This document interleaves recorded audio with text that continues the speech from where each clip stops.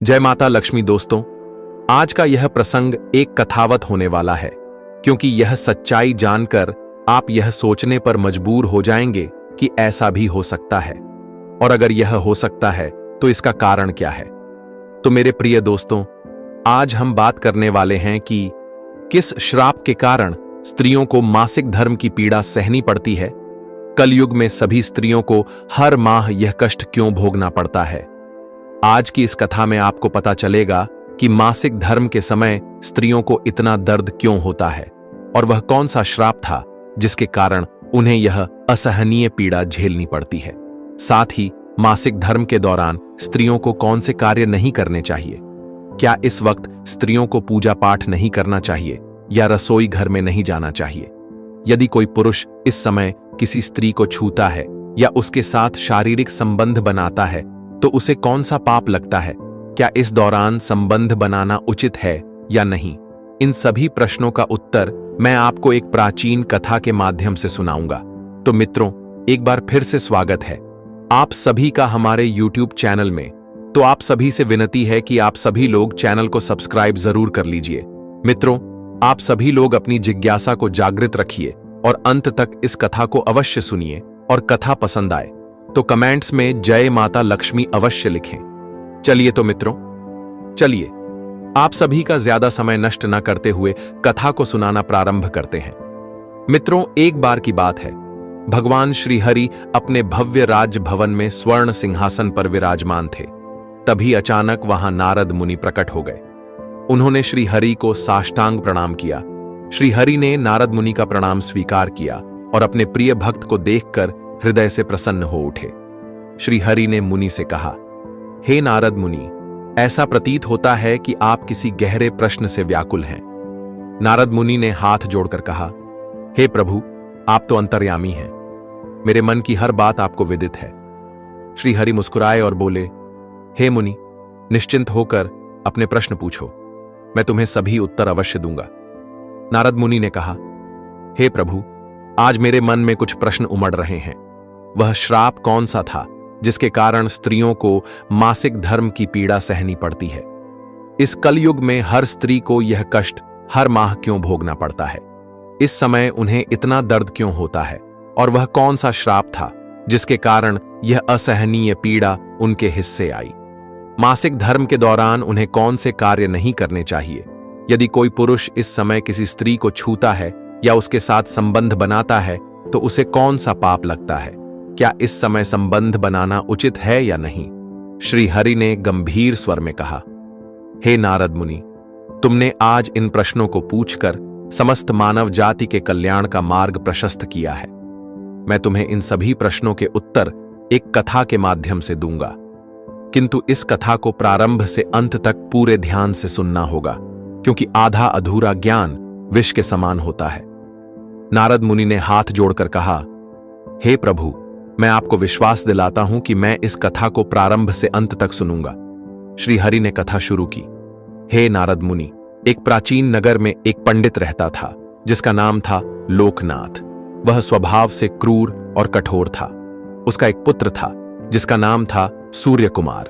लोकनाथ ने सूर्य कुमार का पालन पोषण ठीक से नहीं किया, क्योंकि सूर्य कुमार के जन्म के कुछ समय बाद ही उसकी माता का देहांत हो गया था। इस कारण लोकनाथ को स्त्रियों से घृणा हो गई थी। जब सूर्य कुमार विवाह योग्य हुआ तो लोकनाथ ने उसका विवाह एक सुंदर कन्या लीलावती से करवा दिया। लीलावती रूपवती थी, किंतु गरीब परिवार से थी। विवाह के बाद लोकनाथ उसे हमेशा डराता धमकाता रहता था। बेचारी लीलावती कुछ कर भी ना पाती, क्योंकि वह अपने ससुर से बहुत डरती थी। सूर्य कुमार भी अपने पिता से इतना भयभीत था कि उनकी आंखों में आंखें तक नहीं मिला पाता और हर आज्ञा मान लेता था। ऐसे ही कई दिन बीत गए। एक दिन लीलावती को मासिक धर्म का कष्ट हुआ। उस दिन भी उसने बड़ी मुश्किल से घर के सारे कार्य पूरे किए और भोजन तैयार कर लिया। उसे यह नहीं पता था कि उस नगर में मासिक धर्म के समय किसी स्त्री के हाथ से बना भोजन ग्रहण करना अशुभ माना जाता था। जब लोकनाथ को यह बात पता चली कि उसकी बहू ने मासिक धर्म के दौरान भोजन बनाया है तो वह क्रोध से आग बबूला हो उठा। उसने लीलावती को कठोर शब्दों में डांटा और उसे घर से धक्के मारकर निकाल दिया। उन दिनों सूर्य कुमार व्यापार के लिए दूसरे नगर गया हुआ था। इधर उसके पिता ने उसकी पत्नी को घर से बाहर कर दिया। बेचारी लीलावती रोती हुई नगर से बाहर चली गई। वह अपने माता पिता के पास भी ना जा सकी, क्योंकि उनका परिवार गरीब था और बड़ी मुश्किल से जीवनयापन कर रहा था। इसीलिए वह एक वन की ओर बढ़ चली। वन में उसे एक तपस्वी साधु दिखाई दिए, जो गहन साधना में लीन थे। लीलावती उनके पास पहुंची और हाथ जोड़कर उनके सामने बैठ गई। थोड़ी देर बाद तपस्वी ने आंखें खोली और देखा कि एक सुंदर स्त्री उनके सामने बैठी है। उन्होंने पूछा, हे पुत्री, तुम कौन हो, कहां से आई हो और क्यों रो रही हो? लीलावती ने जवाब दिया, हे महात्मा, मैं एक गरीब परिवार की कन्या हूं। मेरे माता पिता ने मेरा विवाह एक धनी पंडित के घर में कर दिया था। फिर उसने अपनी सारी व्यथा सुनाई और पूछा, हे महात्मा, किस पाप के कारण स्त्रियों को मासिक धर्म की पीड़ा सहनी पड़ती है? किसने यह कठोर श्राप दिया? इस समय स्त्रियों को कौन से कार्य नहीं करने चाहिए और उन्हें छूने से क्या होता है? तपस्वी ने कहा, हे पुत्री, यह सत्य है कि स्त्रियों को हर माह यह कष्ट सहना पड़ता है। मैं तुम्हें एक कथा सुनाता हूं, जिससे तुम्हारे सभी प्रश्नों के उत्तर मिल जाएंगे। उन्होंने कथा शुरू की और कहा, हे पुत्री, यह कथा बहुत ही महत्वपूर्ण है। इस कथा को आधा अधूरा सुनने वाले का सारा बना बनाया काम बिगड़ जाता है, इसलिए तुम्हें इस कथा को अंत तक सुनना होगा। आगे लीलावती कहती है, हे महात्मा, आप कथा सुनाइए, मैं इस कथा को अंत तक जरूर सुनूंगी। आगे साधु महात्मा कहते हैं, हे पुत्री, एक नगर में एक विद्वान ब्राह्मण रहता था, जिसका नाम था धर्मराज। वह शास्त्रों और वेदों का झांता था। गुणवान, बुद्धिमान और धार्मिक स्वभाव का होने के कारण नगरवासी उसका सम्मान करते थे। वह प्रतिदिन यज्ञ, दान और उपासना करता था। धन, धान्य और संपत्ति से परिपूर्ण था। उसकी पत्नी सुधा भी पतिव्रता और चरित्रवान थी। एक दिन धर्मराज ने अपने घर पर भगवान शिव की पूजा का आयोजन किया। उसने स्वयं साधुओं और नगरवासियों को आमंत्रित किया। पूजा के दिन सभी साधु आए। धर्मराज ने उनका विधिवत सत्कार किया और भगवान शिव की आराधना की। फिर उसने साधुओं को स्वच्छ आसनों पर बिठाकर भोजन कराया। भोजन के बाद उसने उन्हें वस्त्र दान में दिए और शिव का स्मरण करते हुए विदाई दी। साधु उसे आशीर्वाद देकर चले गए। इसके बाद उसने अपने परिवार और गरीबों को भी भोजन कराया। मित्रों, तपस्वी ने लीलावती से कहा, पूजा और भोजन कराने के बाद धर्मराज अपने घर के द्वार पर खड़ा कुछ सोच रहा था। तभी उसने देखा कि उसके सामने एक कबूतर और एक तोता बात कर रहे हैं। धर्मराज ने उनकी बात सुनी तो आश्चर्यचकित रह गया। वे कबूतर और तोता उसके पिछले जन्म के माता पिता थे, जो अपने पापों के कारण इस जन्म में पशु बने थे। धर्मराज ने सोचा, ये मेरे माता पिता हैं, जो पशु रूप में मेरे घर आए हैं। किस पाप के कारण इन्हें यह दुखदाई जीवन मिला? इनके उद्धार के लिए मैं क्या करूं? उस रात उसे नींद न आई। वह शिव का स्मरण करने लगा। फिर उसे अपने गुरु मुनि चंद्रदास की याद आई। उसने सोचा, केवल गुरु ही मुझे मार्ग दिखा सकते हैं। सुबह होते ही धर्मराज स्नान पूजा कर मुनि चंद्रदास के आश्रम पहुंचा। वहां पहुंचकर उसने गुरु को प्रणाम किया। मुनि ने पूछा, हे ब्राह्मण, आज तुम हमारे आश्रम में क्यों आए? तुम दुखी दिख रहे हो, अपने दुख का कारण बताओ। धर्मराज ने कहा, हे गुरुदेव, कल मैंने घर पर शिव पूजा की साधुओं और गरीबों को भोजन कराया। फिर मैंने एक कबूतर और तोते की बात सुनी। कबूतर ने कहा, आज हमारे पुत्र के घर साधुओं के लिए जो दूध रखा था, उसमें एक सर्प ने विष डाल दिया था। उस दूध से खीर बनने वाली थी। यदि कोई उसे खा लेता तो उसकी मृत्यु हो जाती और दोष मेरे पुत्र पर पड़ता। इसलिए मैंने वह दूध पी लिया, लेकिन बहू ने मुझे डंडे से मारा और मेरा पैर तोड़ दिया। अब मुझे असहनीय पीड़ा हो रही है। तोता बोला, हे प्रिय, मैं पिछले जन्म में इसका पिता था। मैं इसे बहुत प्यार करता था, लेकिन आज इसने मुझे भोजन नहीं दिया, ना ही जल पिलाया। इसीलिए मैं दुखी हूं। धर्मराज ने गुरु से कहा, यह सुनकर मुझे अपने माता पिता पर दया आई। मैंने कभी किसी का बुरा नहीं किया, हमेशा दान धर्म किया, फिर भी उनकी यह दशा क्यों हुई? उनके उद्धार का उपाय बताएं। मुनि चंद्रदास ने अपनी दिव्य दृष्टि से उनके पिछले जन्म के कर्म देखे और बोले, हे पुत्र, तुम्हारे माता पिता ने पिछले जन्म में घोर पाप किया था।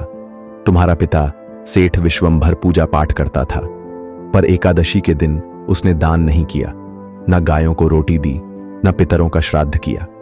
वह मासिक धर्म के समय अपनी पत्नी से संबंध बनाता था, इसीलिए उसे तोता का रूप मिला।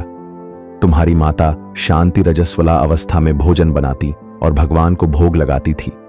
इस महापाप के कारण उसे कबूतर का रूप मिला। मुनि ने कहा, मासिक धर्म के 3 दिन स्त्रियां अपवित्र मानी जाती हैं। इस दौरान उन्हें पूजा पाठ, बाल धोना और पेड़ पौधों को छूना वर्जित है। बाल धोने से पति की आयु कम होती है। पुरुषों को रजस्वला स्त्री से संबंध नहीं बनाना चाहिए, वरना ब्रह्म हत्या का पाप लगता है। चौथे दिन स्नान के बाद स्त्री पवित्र होती है। उसे पहले पति या सूर्य के दर्शन करने चाहिए। इसी पाप के कारण माता पिता को यह दशा मिली। उनके उद्धार के लिए अमावस्या को श्राद्ध तर्पण गाय की सेवा और प्रार्थना करो। धर्मराज ने यह सब किया। उसके माता पिता के पाप मिट गए और उन्हें मुक्ति मिली। तपस्वी ने लीलावती से कहा, अब मैं बताता हूं कि स्त्रियों को मासिक धर्म क्यों आता है। यह कथा सतयुग की है। एक असुर क्रूरवीर ने अपनी सेना के साथ इंद्रलोक पर आक्रमण किया। उसके भयानक अस्त्रों से देवता भागने लगे। देवराज अमरेंद्र एक गुफा में छिपे, पर क्रूरवीर के सैनिकों ने उन्हें ढूंढ लिया। आकाश में भीषण युद्ध हुआ। अमरेंद्र ने अपने वज्र से क्रूरवीर को मार डाला। क्रूरवीर के शरीर से ब्रह्म हत्या निकली और अमरेंद्र में प्रवेश कर गई। अमरेंद्र ब्रह्मदेव के पास गए और बोले, हे परमपिता, मुझे इस ब्रह्म हत्या से मुक्त करें। ब्रह्मदेव ने ब्रह्म हत्या को बाहर निकाला। ब्रह्म हत्या बोली, मुझे 4 भाग करें। पहला भाग अग्नि को दें, जो उसे जलाएगा उसमें मैं प्रवेश करूंगी। दूसरा जल को दें, जो जल को दूषित करेगा उसमें मैं जाऊंगी। तीसरा वृक्षों को दें, जो उन्हें काटेगा उसमें मैं रहूंगी। चौथा भाग अप्सराओं को दें। एक अप्सरा बोली, मुझे इससे मुक्ति कैसे मिलेगी? ब्रह्म हत्या ने कहा, जो पुरुष रजस्वला स्त्री से संबंध बनाएगा उसमें मैं प्रवेश करूंगी। ब्रह्मदेव ने अमरेंद्र को यह कार्य करने को कहा। अमरेंद्र ने ब्रह्म हत्या का एक भाग अग्नि, दूसरा जल, तीसरा वृक्षों और चौथा स्त्रियों को दे दिया। इसीलिए स्त्रियों को मासिक धर्म की पीड़ा सहनी पड़ती है। इस समय संबंध बनाने से पुरुष को ब्रह्म हत्या का पाप लगता है। श्री हरि बोले, हे नारद मुनि, अब तुम्हें अपने प्रश्नों के उत्तर मिल गए होंगे। मुनि ने कहा, हे प्रभु, आपने मुझे अमूल्य ज्ञान दिया। मैं इसे देवलोक में फैलाऊंगा। मित्रों, अब आपको पता चल गया होगा कि किस श्राप से स्त्रियों को मासिक धर्म आता है, क्यों हर माह यह कष्ट होता है और इस दौरान क्या करना चाहिए या नहीं। मित्रों, यह कथा आप सभी को कैसी लगी? कमेंट बॉक्स में कमेंट करके जरूर बताएं। और आप सभी को इस कथा के माध्यम से कोई भी प्रश्न शेष बचा हो तो कमेंट बॉक्स में जरूर पूछना, और साथ में इस वीडियो को अपने प्रियजनों तक जरूर शेयर करना, ताकि उनको भी पता चले कि स्त्री को मासिक धर्म क्यों आता है। तो दोस्तों, मासिक धर्म के कुछ महत्वपूर्ण बातों के बारे में आपको पता चला होगा, और साथ ही ऊपर दिए गए प्रश्नों के उत्तर भी आप सभी को संतुष्ट किए होंगे, क्योंकि मासिक धर्म एक वास्तविक स्थिति होती है जिसमें स्त्रियों को कष्ट, पीड़ा और कुछ असहनीय कार्यों को झेलना पड़ता है। तो मित्रों, इस कथा में आपको सभी कर्मों का पता चल गया होगा। तो दोस्तों, यह कथा यहीं समाप्त होती है। और मेरे प्रिय मित्रों, अभी तक आप लोगों ने हमारे YouTube चैनल को सब्सक्राइब नहीं किया है तो जल्दी से जाकर सब्सक्राइब जरूर कर लें और वीडियो को भी लाइक कर देना। तो मित्रों, फिर मिलते हैं किसी अन्य कथा के साथ। तब तक के लिए धन्यवाद।